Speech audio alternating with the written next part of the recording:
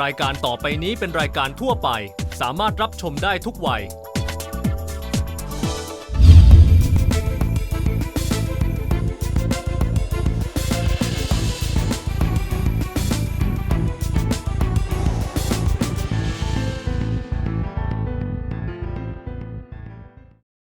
สนับสนุนโดย AIS ใช้ชีวิตได้มากกว่า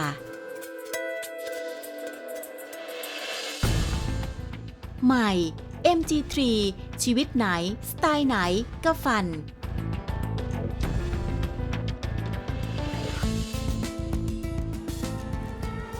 แจ็คหม่าก่อตั้งอาลีบาบาเมื่อ15ปีก่อนในฐานะผู้ประกอบการที่ไม่มีเงินทุนอะไรมากมายจึงใช้อพาร์ตเมนต์เล็กๆที่เมืองหางโจวเป็นสำนักงานเริ่มแรกเขายึดหลักการบริหารว่า Customers First Employees Second and Shareholders Third แปลว่าเขาต้องการให้ลูกค้ามาเป็นอันดับหนึ่งตามมาด้วยพนักงานและผู้ถือหุ้นมีความสำคัญอันดับ3เขาอธิบายว่าบริษัทจะเจริญก้าวหน้าได้ต้องให้ลูกค้าพอใจก่อนเพราะถ้าไม่มีลูกค้าก็ไม่มีรายได้จากนั้นก็ต้องให้พนักงานทำงานด้วยความทุ่มเทและมีความภูมิใจในการบริการลูกค้าอย่างเต็มที่จากนั้นก็รับรองได้ว่าผู้ถือหุ้นจะได้ประโยชน์สูงสุดเขาตัดสินใจเปิดธุรกิจออนไลน์เพราะวันหนึ่งขณะชวนเพื่อนมากินข้าวที่บ้านเขาต้องการอวดว่าเขารู้จักโลกออนไลน์มากกว่าคนอื่นจึงพิมพ์คำว่าเบียร์กับไชน่าในอินเทอร์เน็ตปรากฏว่าไม่มีข้อมูลอะไรเลยมีแต่เบียร์อเมริกันและของเยอรมัน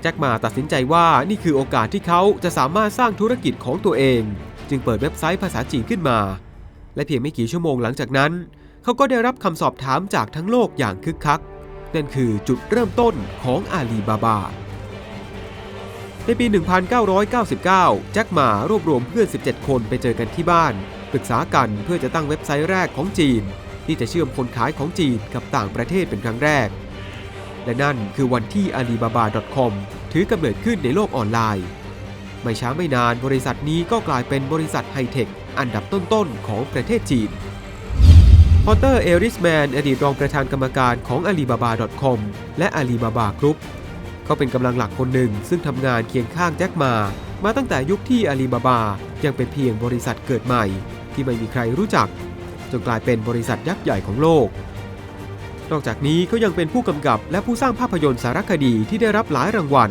ในชื่อ Crocodile in the Yangtze The Alibaba Story หรือจระเข้ในแม่น้ำแยางซีเรื่องราวของอาลีบาบาซึ่งเขาสร้างเองทำเองไม่ได้ขอให้ใครเป็นสปอนเซอร์เพื่อว่าเขาจะได้ทำตามแนวทางและแนวคิดของตัวเองได้อย่างเต็มที่และเขาก็พาสารคดีเรื่องนี้เดินทางไปให้ผู้คนใน50ประเทศทุกทวีปทั่วโลกได้ชมฟรีมาแล้ว Yeah, Porter Erisman, thank you for giving me the time to talk to you about Jack Ma. Thank you. It's an honor. Yeah, you're in Bangkok for a mission. TCDC has invited you as a speaker. Right. What is the topic? Yeah, so I'm speaking at a conference here to designers, entrepreneurs, and the idea is I'm sharing the experience I had at Alibaba with the creative community of Bangkok, just as a way to sort of share ideas and spark as much creativity and innovation as possible. What is your business now? You left Alibaba about 8 years ago? Right. Yes. Right. What are you doing now? So I'm doing a little bit of everything. I'm consulting to some e-commerce companies in India and Africa. I'm traveling around with my book and giving speeches. Yes. And yes. I've always loved travel. So yes. Yeah. Is this your first book? My first book. It's not my first book attempt, but it's my first one to actually realize. And so yeah, it's my first book. And of course, the subject was your boss at the time. Yeah, it's a memoir of my experience working as an American inside this Chinese internet company as it grew from an apartment into a major global e-commerce company. Are you still in touch with Jack Ma these days? We're still friendly, but it's funny because after I left the company, I'm working on this. I wanted to keep my independence and continue to just sort of speak with my voice. So every now and then I see him. I was in Paris last year giving a talk, and coincidentally he was in Paris, so we had lunch and laughed about the old times. So we're friendly, but I'm out doing my own thing, and luckily they've never called me and told me, Porter, don't say this or don't say that. Did you leave Alibaba in good terms with him? Yeah, I left on good terms. And even the last week, I was getting ready to leave. My last day, he called me and said, Porter, let's go to lunch. He treated me to some wonton noodles in Beijing. And that's when I discussed with him I wanted to write a book about my experience. And luckily, did you tell him in advance that you were writing a book about him? Yeah, I didn't need his blessing, but I wanted to, just as a friend, get his blessing and the nice thing, he turned to me, he said, Porter, you're a foreigner in this company. You're the only one who's seen the China side of the business and the international side. And he was a school teacher when he started his career. So he said, Alibaba, we have a responsibility. People should learn from Alibaba's successes, but also its mistakes. But I told him, I said, Jack, you realize all those years you were reviewing my performance. This is my chance to review your performance. And he said, fine, I trust you to be fair. And after that, we never discussed it again. I wrote the book. And has he read the book? I sent him a signed copy. What was his reaction? Maybe he's waiting for the Chinese version to come out. So that's coming out next week. So, are you scared of his reaction? It's funny. I made a documentary before on a similar topic. I was scared Crocodile then. in the Yangtze, right? I'm not scared. Will he like it or dislike it? I just wanted him to think it's fair. That's the most important thing. And I think his initial reaction to my documentary was, I would say, lukewarm. To me, that's a good sign. Because if someone loves it, then it's like you painted a picture of them that there's no imperfections, I think he thought it's a fair portrait. And over time, it grew on him, I think, because he realized probably it told a human side of him and Alibaba that most Westerners don't usually get when they're learning about businesses in China. There's so many preconceptions that here at least presented him and his team as human. Does he take criticism nicely, usually? Kind of. I think he's out in the public sphere. He knows people are going to criticize him. He says a lot of provocative things. Yes. But he says a lot of bad things about other people too, right? Right. He can be combative, when we're in our battles. And I think for the most part, yes. But, just like anyone I know, if you say something really to the core, some criticism, then he probably gets a little sensitive about it, just like anyone. But usually he can take criticism, well, especially professionally. Yeah, and he's one of the few people in China. In China, people sort of say, di diao, lay low, don't be the tallest poppy. And he was one of the first entrepreneurs there to be out there, really outspoken, speaking his mind, very controversial. But that's what made him so fun to work for, because despite all the controversies, I thought what he was doing is something I really admired. What kind of a boss was he when you were working for him? So, is it dictatorial? Is he nice? Is he as tough as, say, Steve Jobs? The books we read about Steve Jobs could be very tyrannical and could be very nice. Is Jack Ma more or less like Steve Jobs in some way? Well, when I read about Steve Jobs, there's different books. Some books say Steve Jobs is tyrannical. Others, people say he was an amazing boss. It could be both, right? Could be both, right? And that's what I learned at Alibaba, is the perception outside is often totally different from the reality. I mean, my experience, I guess I liked him enough to write a book about him, but is actually he's approaches his job more like a teacher than a boss. I interviewed with maybe 5 different internet CEOs when I was looking for a job in the internet industry. Some were very top-down, tyrannical. Others seemed not even that ethical. Jack, I would say, is like a teacher, where he wants everyone to do well. He would encourage us to do well, and he'd even give us the tools to do well. And then at the end of the semester, if we hadn't performed, okay, we'd hear about it, and he would tell us to either change and improve, or you have to move out of the company. But I always enjoyed it. Does he sack people on the spot? No. No, he doesn't do that. I mean, I think actually when I joined the company, he had a tough time saying no. Alibaba started with him and his friends, and he had a tough time saying no to anyone. Right. I talk about in the book, one of the toughest times and learning experiences for him was when he realized it was time to start firing people or laying people off. That was a transformation he had. So he learned how to be tough. He learned that being a boss is different from being a friend. But I always felt he was someone who would inspire us and encourage us. you were one of the few foreigners, especially in the beginning. Right.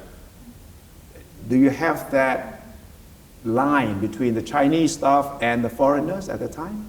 Yeah, I felt sometimes a line. I mean, in some ways it was good because people maybe were more open-minded. I could make mistakes or say stupid things, and people are a little more forgiving. But I remember one time when I was telling Jack, I said, "Look, Jack, I mean, as a foreigner in the company, or the foreigners in the company," and Jack said, "Porter, I want you to understand. You're not here because you're a foreigner, or you're part of the team." So he always wanted us to feel a part of the team. But of course, there's cultural differences, and so the best skill I had to survive, when I think a lot of foreign managers didn't, I learned to be flexible. That in a Chinese environment, you need to almost be more like a Taoist, like going with the flow, rather than a very inflexible way of doing business like a lot of Western That was very un-American for you. Yeah, it took time. I had an MBA. Actually, I studied at Sasin here in Bangkok for part of my exchange program. I see. So I did a 3 months here in Thailand. Maybe that helped me to learn the Asian Thai style. culture Thai might have culture. helped you. It helped me, yeah, exactly. But yeah, for me, I had to unlearn my MBA because on the ground in China at that time, everything moves so quickly, so entrepreneurial, that if you get caught up in these frameworks and a serious way of doing business, you couldn't fit in. Did you learn to speak Chinese? Yeah, so I went to China. Before you joined, you were not speaking Chinese, right? No, actually, I studied Chinese in 1994, 95 in Beijing, studied Mandarin. I worked actually for a TV station in China, traveling around. And I think that gave me the experience of traveling with the Chinese colleagues around China. It taught me how to work in a Chinese cultural environment. But when I entered Alibaba, my Chinese was so-so. By the time I left, it was good because there were times when every day was operating only in Mandarin. What is the most important thing you learned from Jack Ma? Oh boy, that's a tough one. That's why I have a book now, because it takes like Tell me three things. 300 pages. So I even narrowed it to 40 lessons. Yeah, Alibaba and the 40 lessons. 40 lessons, but now at least. The 3 things I learned from him is really, truly in life, you have to follow your dream. I mean, you really do, or later in life, you'll regret it. The second thing is never underestimate yourself. So when I joined Alibaba, Jack Ma was telling the world that he would only stay at the company for 4 years because he would step aside to let professional managers come in. And he told his co-founders that they shouldn't expect to run the company because they didn't have enough experience. They need to make way for the international managers. And the transformation I saw was that he finally realized he was as capable of running the company as anyone. And so I learned something that never underestimate yourself. When you look at your team around you, actually these people could be great leaders of a company if they grow and develop. And then the third thing I think is never overestimate your competitors.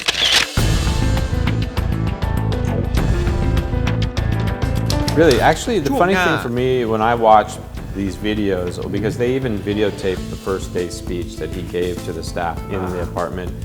I watch it. Everyone in the audience is looking at him confused. They have no idea what he's talking about. Right. Like, this guy might be crazy.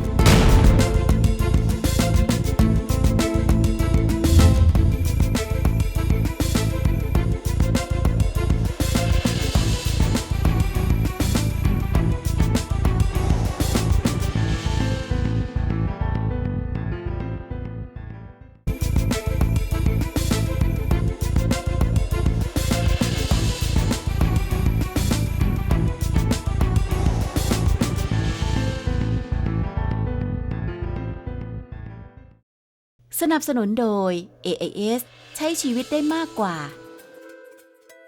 Jack Ma was telling the world that he would only stay at the company for 4 years because he would step aside to let professional managers come in.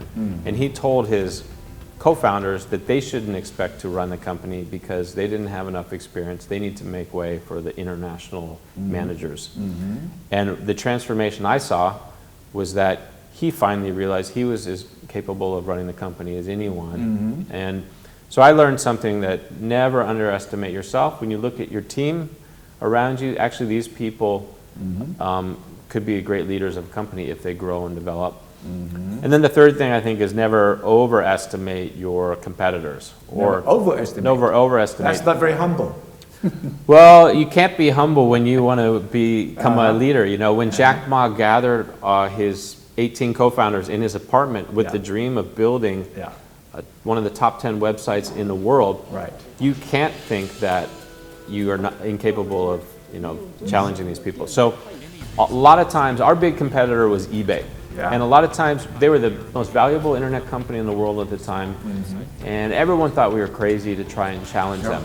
But actually big companies have a lot of weaknesses people don't realize. They're not as flexible, they can't move as quickly. And so if we had overestimated that and been too scared to challenge them, we would never have actually built e-commerce to what it is in China. So first I learned never underestimate yourself, and then don't overestimate your competitor or the challenges ahead of you. But maybe when Jack Ma started to challenge all these big guys, eBay, Amazon.com and all this, he was simply trying to boost the morale of the staff. Maybe down in his own thinking, he might not really have been that confident. Do you sense that? I thought he was just rallying the troops. I said, hey, come on, let's do it. We can do it. But then in his own heart, I don't think he was that confident. That's how I felt. Really, actually, the funny thing for me when I watched these videos, because they even videotaped the first day speech that he gave to the staff in the apartment. I watch it. Everyone in the audience is looking at him confused. They have no idea what he's talking about. Like, this guy might be crazy. I think the reason they followed him is he truly believed it. He seemed to really believe it. It's almost a naive innocence. I mean, that's one of the reasons when I joined the company, I said, I don't know if they'll succeed or fail, but this naive innocence is something I want to help protect, because business needs more of that. So there was only one time at Alibaba I saw him question himself, and only one time his confidence wavered. And I talk about in the book, and that was the time when the company had grown too quickly and we flew to Silicon Valley to lay off a number of our staff. That's the only time, and he bounced right back. So some people are fortunate, they have confidence naturally, but I think you can also develop confidence too. But he said he didn't understand computer, he didn't really, understand what IT was all about. So what was the thing that drove him? Well, that's the, I think a big lesson for me from the experience is that even if you don't understand something, you can build a team that can do it. So Jack's greatest talent is probably that he brought together a group of ordinary people with no business background, no special background, and he got them to work really well as a team. So sometimes if you're watching the World Cup, some years you see a team from a country, there's no all-stars on this team. No one's ever heard of the players. But because they work well together, they sort of beat more famous players. And I think in business it's like that. So Jack, he had the dream to change the way people do commerce and make the internet the core way people do business in China. And he built a team of people who could work together to make that happen. And so you don't have to be a tech expert yourself to build a great tech company. How is his relationship with the Chinese government? Well, it's funny because some people assume, I think in the US as I've gone around with my book, there are some people assume Alibaba, I'm sure the only reason it's successful is because the government favors it. Right? Like they think, for some people it's hard for them to believe that yes, there's an innovative Chinese company that doesn't just imitate. And that's a perception I try to break down. I think Alibaba got to where it is despite the government, not because of it. So you can see out there, there's even early footage where Jack Ma in 1995 was trying to convince government officials in China to embrace the internet, and they basically slammed the door in his face. In the beginning, I think he was facing a lot of obstacles from the bureaucracy, exactly. Communist Party. So actually, it was so bad that he said, you know what, if I can't beat him, join him. So he went and worked in the government for about a year. And then he realized the government was too bureaucratic to really embrace the internet. So he went out and started Alibaba.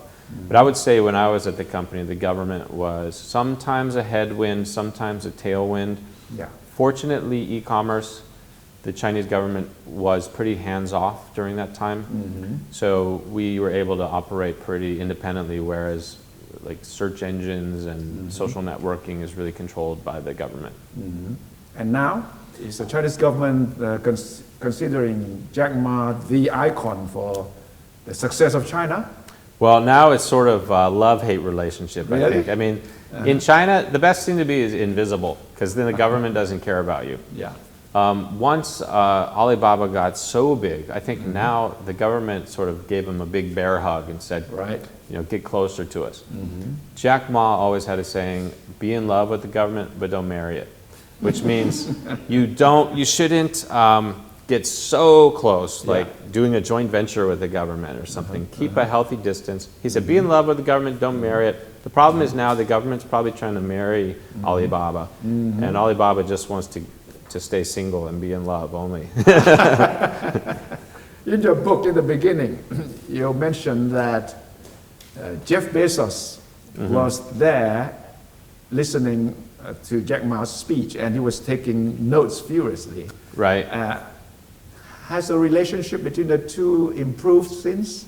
Well, this was what's so funny. We were still trying to come up in the internet world, make a name for ourselves, and I was at a conference in San Francisco. Jack was giving a speech, Yes. and we had tried to set up a meeting with Jeff Bezos in advance, and no one on his staff would sort of let us through to meet with Jeff Because Bezos. Jack Ma then was the nobody, right? Yeah, At that time, he Alibaba. wasn't that famous yet. Amazon was big, but Alibaba I know. was Jack Ma was sort of a nobody. Yeah. Everyone wanted to meet Jeff Bezos. Yeah.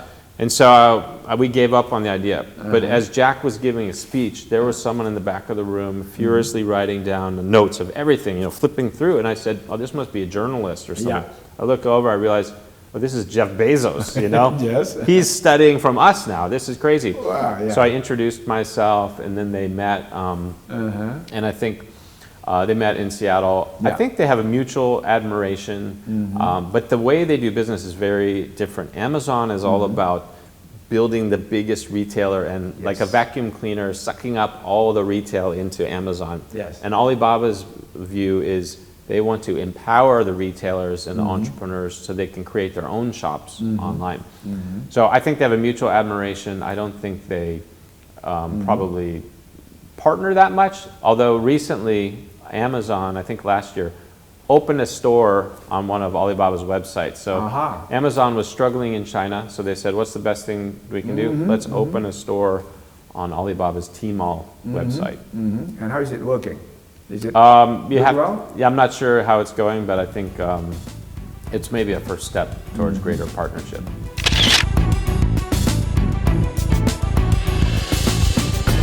ติดตามต่อสัปดาห์หน้า with Jack Ma? The tough thing with him is that he wanted, if you set a goal, Yes. he would triple it, and then he'd expect you to reach it.